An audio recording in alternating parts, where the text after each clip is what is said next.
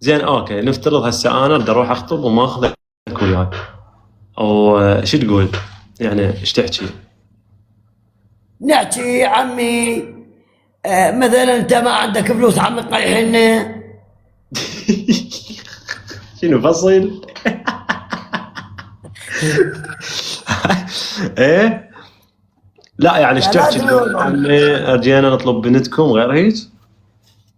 هاي واحد، بس مالت اه الفلوس حملات تصير بها طياح. ايه، يعني اقول لك انت ايش قد بالله تحط هذا حاضر وغايب؟ حتى مثلا قالت انها اريد 5 ب10 نعطيها. يعني اكثر شيء ايش قد 10 ب10؟ لو هواي. دا هواي. اه واو.